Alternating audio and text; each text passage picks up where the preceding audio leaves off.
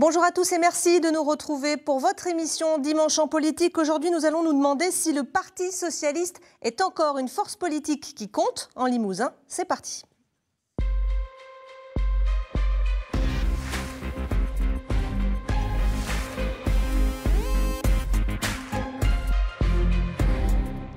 Il y a un an, presque jour pour jour, Emmanuel Macron devenait le nouveau président de la République française. Jamais une élection présidentielle sous la Ve République n'avait autant rebattu les cartes du paysage politique. En accédant à l'Élysée, sans l'appui d'un parti politique installé de longue date dans les territoires, Emmanuel Macron a provoqué un séisme dont les effets se font toujours sentir, particulièrement à gauche, puisque le PS a failli être rayé de la carte et tente aujourd'hui de se relever et de se reconstruire sans son candidat présidentiel, Benoît Hamon, désormais à la tête de son propre mouvement. Alors le PS est-il encore vivant chez nous en Limousin? C'est la question que nous posons ce matin dans Dimanche en politique. Pour en parler, je reçois les nouveaux secrétaires fédéraux du PS. Ils ont été élus il y a quelques semaines. Paul Roche, bonjour. Bonjour. Vous avez 31 ans, vous êtes un ancien membre du cabinet de Philippe Noche à la mairie de Brive et vous êtes le nouveau secrétaire fédéral PS pour la Corrèze. Gülsen Yildirim, bonjour. Bonjour. Vous avez 45 ans, vous êtes maître de conférences en droit à l'université de Limoges, militante de longue date et vous êtes la nouvelle secrétaire donc de la Haute-Vienne. Enfin, Étienne Lejeune, bonjour. Bonjour. Vous avez 29 ans, vous êtes président de la communauté de communes Ouest-Creuse, conseiller départemental et vous avez été, vous, réélu premier secrétaire fédéral du PS creusois. Merci à tous les trois d'avoir répondu à notre invitation. Alors d'abord, une question s'impose pour chacun de vous. J'imagine les gens qui nous regardent, qui se disent « Bon, c'est compliqué le PS en ce moment. Qu'allez-vous faire dans cette galère, en gros, Paul Roche? Pourquoi vous vous êtes présenté, vous êtes dit « Voilà, je vais essayer de reconstruire le PS dans mon département, la Corrèze ». Et je crois que les valeurs que nous portons, les idéaux de gauche, nos convictions sont toujours présentes dans la société, à savoir porter le progrès économique et le progrès social, mais aussi le conjuguer avec la transition énergétique, écologique. Je crois que toutes ces valeurs-là sont présentes dans la société et on vient de subir certes une lourde défaite électorale où peut-être qu'à l'élection présidentielle nous n'avions pas mis toutes les chances de notre côté avec notre candidat, mais nos valeurs et nos convictions sont là et nous devons à nouveau reconstruire, partir à la reconquête et je crois que c'est dans ces moments-là qu'il faut être déterminé mais aussi avec beaucoup d'humilité et envie de porter nos valeurs et nos idéaux dans la société. Gülsen Yildirim, vous aussi, vous êtes la nouvelle secrétaire, vous succédez à Laurent Lafaille. La tâche est immense, c'est ce que vous disiez dans la presse au lendemain de votre élection. La tâche est bien sûr immense, mais je crois que le Parti socialiste en a connu d'autres. Et ce qui est intéressant dans cette période politique qui est difficile, c'est qu'il sera possible d'enclencher des changements qui devaient être menés depuis plusieurs années. Et avec humilité, avec l'ensemble des militants, on va essayer de faire en sorte que le Parti socialiste redevienne cette référence politique de gauche, porteuse de progrès social et d'espoir. Même question pour vous, Étienne Lejeune. Vous étiez déjà en poste, oui. Vous aviez un peu de recul sur les choses. Ça s'annonce compliqué aussi dans la Creuse? Compliqué aussi. Alors moi j'ai été élu en 2015, donc sur la deuxième partie du quinquennat, qui n'a pas été une période forcément très facile non plus. Mais aujourd'hui, eh bien moi c'est comme mes deux camarades, c'est la conviction qu'on a besoin du socialisme, on a besoin du Parti socialiste et des idées qu'il prône en France. Donc partant de ce constat-là, on se retrousse les manches et on se remet au travail. Alors Gülsen Yildirim, on va faire un petit état des lieux. D'abord, la plus grosse fédération, c'est la Haute-Vienne, si je ne me trompe pas. Combien il y a de militants encartés aujourd'hui? Est-ce qu'il y en a qui sont partis? Est-ce qu'il y en a beaucoup? Comment ça se passe? Alors, on a bien sûr perdu quelques militants à l'issue du quinquennat et à l'issue de nos échecs de l'an dernier. Quelques, ça veut dire combien? Alors, après, on a eu à une époque 2500 militants. On est à l'heure actuelle aux alentours de 1400 militants. Mais ce que je peux vous dire, et c'est ce qui m'a rassuré, c'est qu'à l'occasion des deux votes du 15 mars et du 29 mars, il y a eu une vraie mobilisation de nos militants. Quand vous avez, lors d'une consultation, plus de 700 personnes qui se déplacent et qui décident de participer à ces choix qui vont déterminer la suite de notre organisation politique, ça veut tout simplement dire que l'on a encore une base militante solide, un réseau d'élus qui va nous permettre de continuer à travailler sur le terrain et aussi des moyens matériels et humains pour continuer à fonctionner. Étienne Lejeune, est-ce que chez vous, il y a eu aussi une fuite, entre guillemets, des militants? On ne va pas se mentir, on est passé à peu près de 500 à 300. L'ordre de grandeur est à peu près le même que pour la Haute-Vienne et ce qu'on observe au niveau national. Mais ce qui est important de dire, c'est qu'il reste quand même, malgré ce qui s'est passé, ce qui nous est arrivé, il reste 300 personnes en Creuse. C'est un nombre assez important et ça nous permet d'avoir un réseau pour reconstruire justement notre parti. Et ceux qui sont partis, ils vous ont dit quoi en partant? Ceux qui sont partis, il y en a qui sont partis pendant le quinquennat, il y en a qui sont partis après. Moi, ce qui m'intéresse, c'est surtout qu'aujourd'hui, on en observe qui reviennent. Et moi, ce que je leur dis, c'est revenez vers nous aujourd'hui, c'est aujourd'hui qu'on a besoin de vous.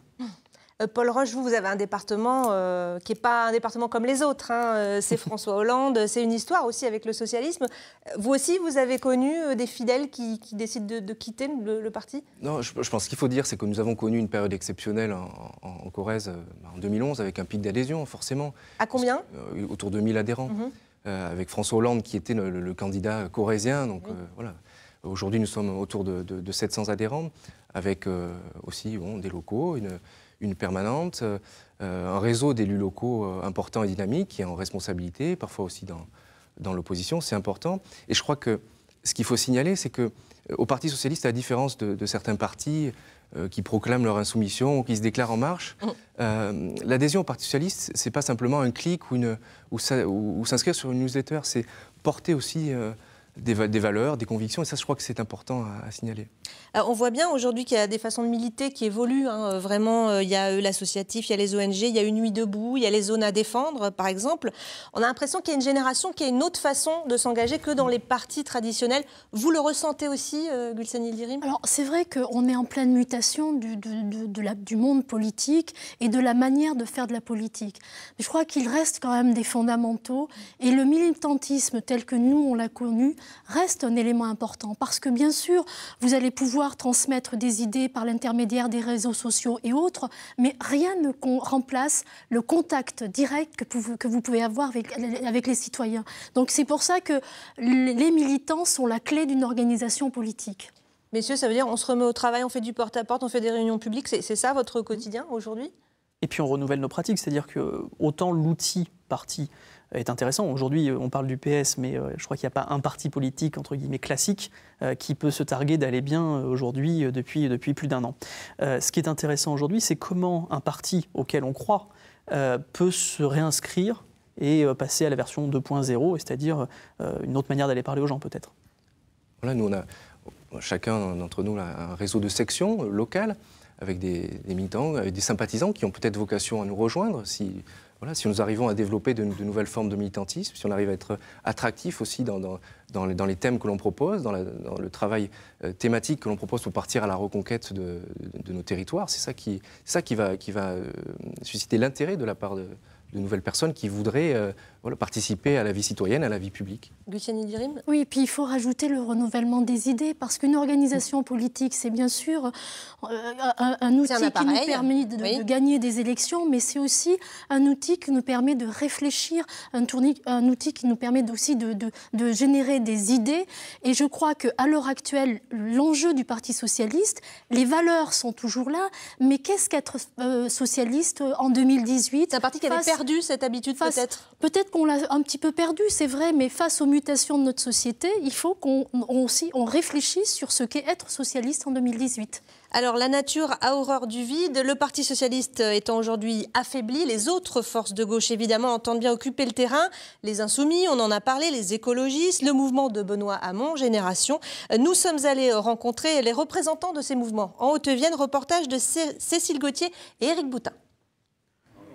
Si le PS est moribond, le socialisme est lui toujours bien vivant. C'est en tout cas l'avis du hamoniste Christophe Wacheux qui a choisi Génération.s pour le représenter. Nous, notre posture, c'est d'avoir aujourd'hui effectivement pris le large par rapport à ce parti pour défendre d'autres idées. Des idées adossées à un humanisme, adossées à des vrais engagements sociaux et puis adossées à une volonté, je dirais, d'entrer dans une démarche de collaboration. Nous travaillons en partenariat et en très bon partenariat avec l'ADS, puisque nous sommes aujourd'hui à Saint-Junien, donc avec l'ADS et le premier chef Pierre Allard, avec les communistes et les jeunesses communistes. Donc nous nous adossons à une vraie démarche de collaboration politique. Des collaborations qui, au plan national, se font aussi avec les écologistes. Noël Mamère a d'ailleurs rejoint le parti de Benoît Hamon. Pour Jean-Louis Pagès, d'Europe Écologie Les Verts, l'écologie doit être le noyau de la nouvelle gauche. Entre le social-libéralisme et puis la partie anti-européenne et pro-Poutine de la gauche, il existe un espace. Et nous pensons que cet espace-là, il doit être déminé par l'écologie, parce que le grand enjeu politique et de civilisation que nous allons affronter, c'est celui de l'écologie, c'est celui de l'environnement. Donc on pense, nous, qu'autour des valeurs de l'écologie, il va se constituer un grand pôle. Selon Daniel Soury de la France Insoumise, la présidentielle et les législatives de 2017 ont signé la fin d'une manière de faire de la politique, y compris à gauche. Moi, je pense qu'il faut arrêter de raisonner en tambouille politique, cuisine politicienne, d'appareil. Les gens en ont assez de ça. Ce qu'il faut, c'est travailler sur les contenus. Qu'est-ce qu'on veut faire? Et ce qu'on veut faire, il faut se mettre d'accord là-dessus. Qu'est-ce qu'on veut faire ensemble? Et dépasser simplement les cadres de l'ancienne gauche, des anciennes façons de faire en ne pensant que alliance politicienne, alliance électorale. Pour la France Insoumise, l'union doit se faire avec les forces syndicales, politiques et associatives. C'était en tout cas l'un des credos de la fête à Macron le 5 mai dernier.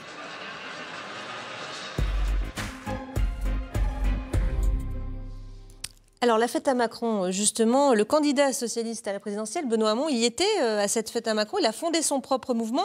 Ça vous a mis en colère, Étienne Lejeune, quand vous avez vu ça? Parce que vous l'avez soutenu, il est venu en Creuse, hein, c'est un territoire qui lui était très favorable.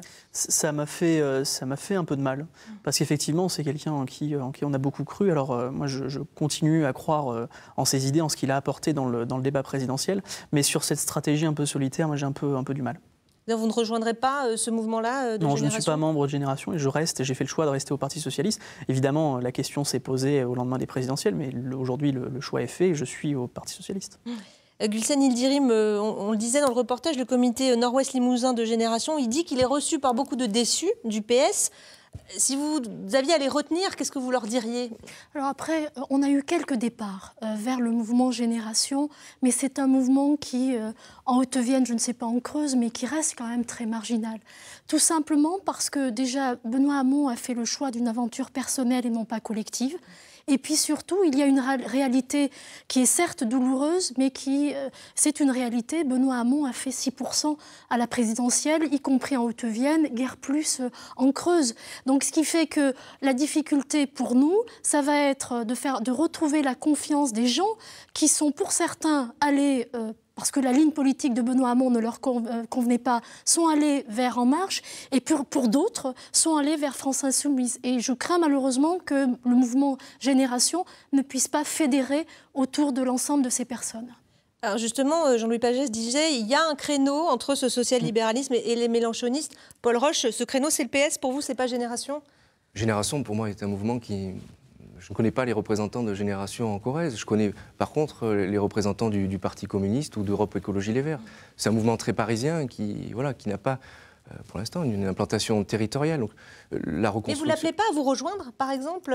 Parce que là, vous dites, bon, c'est un mouvement que je ne connais pas, mais est-ce que vous ne seriez pas plus fort ensemble? Mais en Corrèze, on ne les voit pas. Donc voilà, pour l'instant, c'est un peu compliqué avec des gens qui sont pour l'instant virtuels en Corrèze.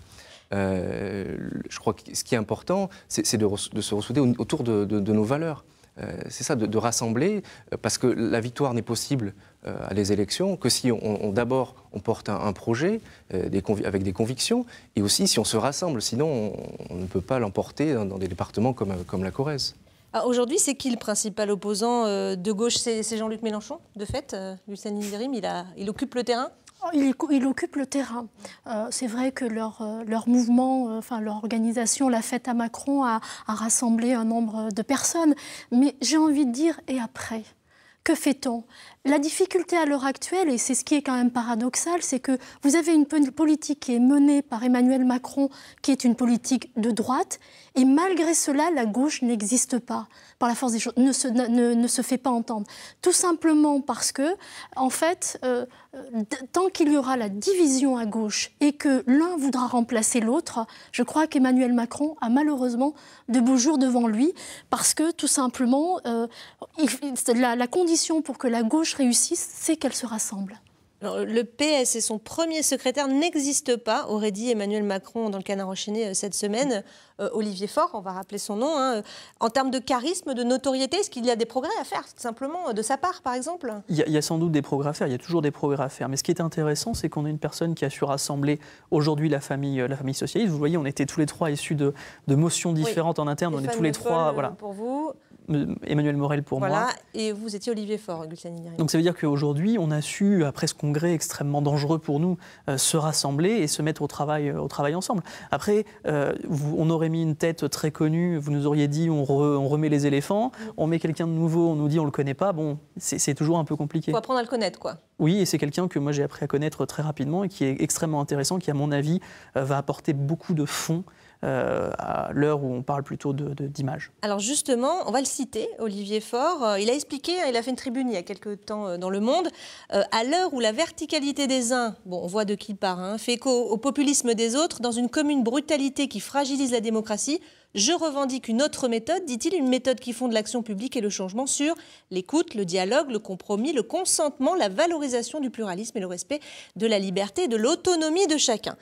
Ça ressemble un petit peu à du François Hollande, non, Paul Roche, finalement? C'est un peu la synthèse, le consensus. Ouais. Olivier Faure a travaillé pour François Hollande. Oui. Donc, voilà. Et je pense que c'est une méthode qui est celle de la social-démocratie, de se fonder sur le dialogue, la place du Parlement. Et je crois qu'on va le voir avec la réforme des institutions portée par Emmanuel Macron, qui ne satisfait pas, puisque un Parlement rabougri, ce n'est pas une bonne nouvelle pour la démocratie.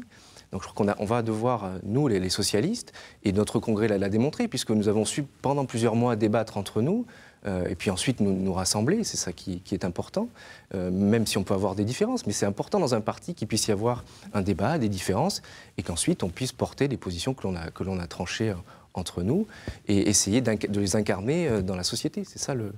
Mais sur la méthode, je pense qu'on doit pouvoir porter nos idéaux à travers cette méthode. C'est ça qui est important. Cette méthode, ça veut dire aussi tendre la main aux autres forces de gauche. Un retour à une gauche plurielle, par exemple, vous le souhaiteriez? Alors, de toute manière, nous, on est dans une stratégie d'ouverture. Mais il est vrai qu'à l'heure actuelle, moi, je suis incapable de vous dire quels seront nos alliés le moment venu. Parce que déjà, pour pouvoir discuter avec les autres composantes de la gauche, il faut qu'on soit en forme. Donc, la priorité à l'heure actuelle, et c'est ma priorité, je pense que c'est le cas aussi d'Étienne et de Paul, c'est d'enclencher des dynamiques internes pour que nos militants, remotiver les troupes. C'est ma première priorité. Ensuite, la deuxième priorité, ça va être de faire en sorte de réfléchir sur nos idées, d'organiser des rencontres, débats, d'être à l'écoute aussi des expériences de la société et autres. Et une fois qu'on aura enclenché ces dynamiques, on pourra éventuellement parler de stratégie d'alliance. Mais pour l'heure, moi, je suis incapable de vous dire avec qui on partira aux européennes, aux municipales ou on va en parler quand même après, aux départementales. Et dans la politique conduite depuis un an par Emmanuel Macron, que prenez-vous, que rejetez-vous, Étienne Lejeune? Il y a du bon, il y a du mauvais Moi, je vais surtout parler de ce que je rejette, puisque je suis issu d'un département rural. On voit le matraquage des plus faibles. Oui. Les personnes âgées chez moi, sur la CSG notamment, ont beaucoup souffert. Il y a des choses plus anecdotiques, mais qui font souffrir un département rural type 80 à l'heure. Ça, c'est quelque chose d'assez terrible. Enfin, il y a beaucoup d'injustice sociale dans ce qui se passe aujourd'hui, beaucoup d'incompréhension, beaucoup de colère, et cette colère est quand même très, très inquiétante. Donc, président des riches, voire des très riches, comme le disait François Hollande, vous partagez le constat? Je pense que cela correspond bien à la définition qui a pu être donnée. On voit que depuis un an que les électeurs de gauche qui, peut-être de bonne foi, ont choisi Emmanuel Macron parfois dès le premier tour, se sentent aujourd'hui un peu abusés, puisque on voit que c'est une politique d'injustice fiscale qui est mise en œuvre, avec la suppression de l'USF, l'augmentation de la CSG, et on l'entend beaucoup parmi les personnes retraitées qui voient ce décalage finalement, des personnes qui perdent 30, 40, 50 euros quand d'autres reçoivent un chèque. Je crois que là, il y a quelque chose qui n'est pas tenable, et un vrai sparadrap qui collera à Emmanuel Macron pendant les prochaines années. Donc tout cela redonne aux électeurs de gauche et aux personnes de sensibilité de gauche l'envie de se battre et d'aller porter nos idées dans le débat. Gülsen Lindirim, vous le disiez tout à l'heure, il mène une politique de droite, Emmanuel Macron, et il a été le ministre de l'économie de François Hollande. Ça pose question quand même. Il a été, c'est un fait. Après, il a fait un choix différent. Et la politique qu'il mène, et tout le monde le dit, toutes les enquêtes le montrent, et même la droite le revendique qu'il est allé beaucoup plus loin de ce qu'ils auraient pu faire. Donc c'est une politique qui est de droite. Et donc là-dessus, je crois qu'il n'y a pas de doute. Mais notre positionnement, et c'est ce que dit Olivier Faure régulièrement, c'est que nous sommes dans une opposition, mais pas dans une opposition qui sera sectaire ou systématique, une opposition intelligente. Et là, là, je dois dire que le parti s'est remis au travail et à chaque fois, lorsqu'on s'oppose, on a des éléments pour proposer autre chose. Tu parlais tout à l'heure de la réforme constitutionnelle. Nous, on va réfléchir de notre côté pour faire en sorte que ce ne soit pas une opposition pour s'opposer, mais qu'il y ait une vraie proposition pour enrichir le débat. Alors on le disait, il n'y a plus de députés socialistes en Limousin depuis un an, mais il y a des élus locaux qui restent votre force, des conseillers départementaux, municipaux, des maires, des conseillers régionaux aussi. Prenons 2 exemples. Au conseil régional de Nouvelle-Aquitaine, Stéphane Delpera-Vincent, qui était président du groupe PS, a rejoint le mouvement de Benoît Hamon avec 3 autres conseillers, alors que le député macroniste Florent Boudier, qui est quand même responsable du texte Asile-Immigration, lui, il est dans le groupe PS. Donc est-ce qu'il n'y a pas aussi un problème de visibilité pour le public, de se dire où sont les socialistes là-dedans ? Il y a une clarification qui est sans doute nécessaire, qui devra se faire. Olivier Faure l'a dit lors du congrès, il est le temps des socialistes. Donc ceux qui veulent aller d'un côté ou de l'autre, y vont. Ceux qui ont été déçus reviennent, il faudra les accueillir, parce que si on veut redevenir un grand parti, il faudra accueillir ceux qui sont les déçus d'Emmanuel Macron, les déçus de Jean-Luc Mélenchon. Mais il y aura sans doute des clarifications à faire aussi. Alors pour se reconstruire, il faut des idées, des militants, il faut aussi des candidats. On va quand même aborder ces futures élections, ces futures échéances électorales, elles sont importantes. Il y aura d'abord les européennes, ça sera en 2019, au mois de juin. Retour à des listes nationales. Alors est-ce que sur le principe, ça, c'est une bonne chose pour le Parti socialiste que ce soit des listes nationales et non plus ces 8 grandes régions qui étaient un peu artificielles, il faut bien le dire? Alors, c'est une possibilité. Après, la difficulté, est-ce que ça va inciter les électeurs à venir voter? Parce qu'on le sait bien, malheureusement, lors des élections européennes, le taux d'abstention est relativement élevé. Je crains malheureusement que le fait de choisir une liste nationale n'ait pas d'impact sur la participation. En 1999, c'était la dernière fois qu'il y avait des listes nationales. Il y avait des têtes d'affiche. François Hollande, François Bayrou, Nicolas Sarkozy, Robert Hue, entre autres, menaient les listes. C'est peut-être là-dessus qu'il faut compter pour remobiliser l'électorat? C'est sûr. Et puis surtout, il faut travailler sur la défiance que les électeurs ont vis-à-vis de l'Europe. Ce qui est inquiétant quand on voit la montée des populismes, des nationalismes, alors que l'Europe, certes, a ses défauts, mais a un avantage essentiel, c'est que l'Europe a pendant toutes ces décennies garanti la paix. Et ça, je crois qu'on l'oublie souvent. Et il faudra qu'on fasse œuvre de beaucoup de pédagogie pour rappeler cet élément essentiel. Ça sera une chance pour le PS, pour vous, les européennes? Ça sera une chance pour le PS et surtout de montrer qu'il n'y a pas que 2 camps. Parce qu'on voudrait essayer aujourd'hui de nous enfermer entre les pro-européens, qui sont forcément les macronistes, et les anti-européens. Ils occupent le terrain là-dessus. Voilà, ils occupent le terrain là-dessus. Nous, ce qu'on veut dire et ce qu'on veut prouver pendant ces élections, c'est qu'une autre Europe est possible. Et que l'Europe, ce n'est pas celle que Emmanuel Macron voit aujourd'hui. Quand je vois que la France, aujourd'hui, apparaît comme ringarde à bloquer une directive très intéressante sur les congés parentaux, je me dis, voilà, c'est pas l'Europe, c'est pas notre Europe. Et notre défi, c'est ça. Alors, il nous reste moins de 5 minutes. On va dire un mot des municipales. On va faire un petit tour des départements. On va parler de Limoges, évidemment. Gülsen Yildirim.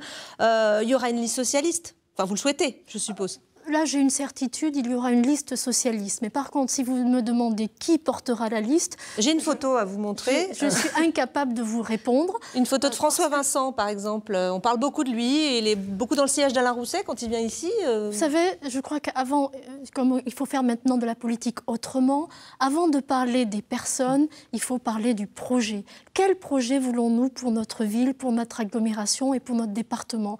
Et dans les semaines qui viennent, ça va être notre préoccupation. Ensuite, on trouvera la personne pour porter le projet, ne vous inquiétez pas. Je ne m'inquiète pas.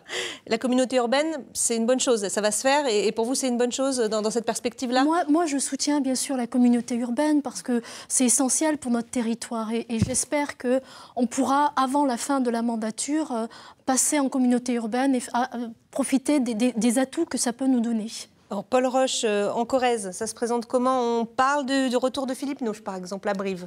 Vous avez travaillé avec lui? Je travaille encore quasiment tous les jours avec lui. Alors je crois que l'important, c'est le travail collectif que l'on peut mener. Si la seule question qui nous reste, c'est la personne qui portera la liste à Brive, alors on aura résolu beaucoup de problèmes. Donc ça peut être lui, mais ça peut ne pas être lui. Voilà, mais je pense qu'on le décidera entre nous. Voilà, on commence déjà à travailler pour essayer de porter des propositions. Et puis, il y a d'autres territoires. Il y a Tulle. Il y a Tulle, avec Bernard Combe. Qui ne s'interdit rien, d'après ce qu'il a dit. Il y a Bord-les-Orgues, Anatel Delcouder-Juillard, il y a Mémac, Philippe Brogère, et des endroits où nous sommes dans l'opposition et où nous avons envie de partir au combat. Et des nouvelles têtes ou des anciens ou un peu des deux? Il y en aura forcément, puisqu'il y a un renouvellement à chaque élection municipale, il y a un renouvellement. Et puis, je crois que c'est important. Mais voilà, l'important, c'est d'abord le travail d'équipe, le travail collectif, le projet que l'on portera. Et ensuite, on essaiera de constituer les équipes avec les alliances nécessaires. Étienne Lejeune a guéré. On sait que Michel Vernier va lâcher la mairie en 2020. Éric Correia serait un bon candidat pour vous? Écoutez, c'est la personne qui semble le plus à propos aujourd'hui. Après, répondre à ça est très, très prématuré.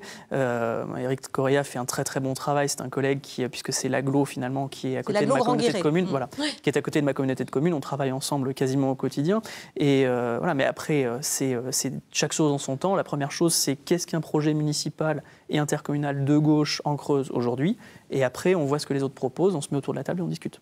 Alors justement, on parle de communauté urbaine, on parle de communauté de communes et on parle des municipales. Est-ce que tout cela n'est pas aussi une sorte de transition et les villes vont perdre de la vitesse et les agglos ou les communautés de communes vont récupérer de plus en plus de compétences et c'est finalement là que se jouera le pouvoir local?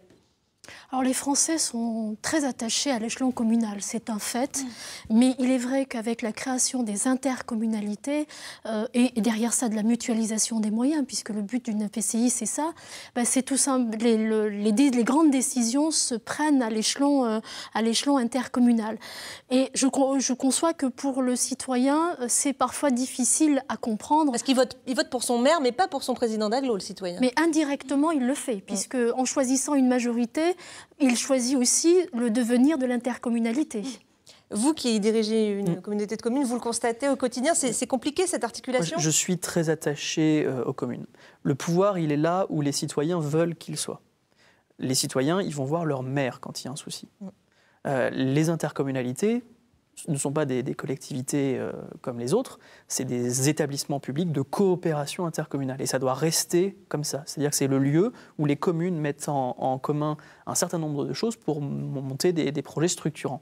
Mais il est important que la commune et le maire restent le premier maillon de la République. Paul Roche, en un mot, vous partagez ce constat? Oui, je pense que la commune doit être la porte d'entrée de l'agglomération. C'est ça qui est important. Après, c'est important aussi que la gouvernance au sein des agglomérations soit discutée et soit aussi renforcée, équilibrée, qu'elle facilite la participation des uns et des autres.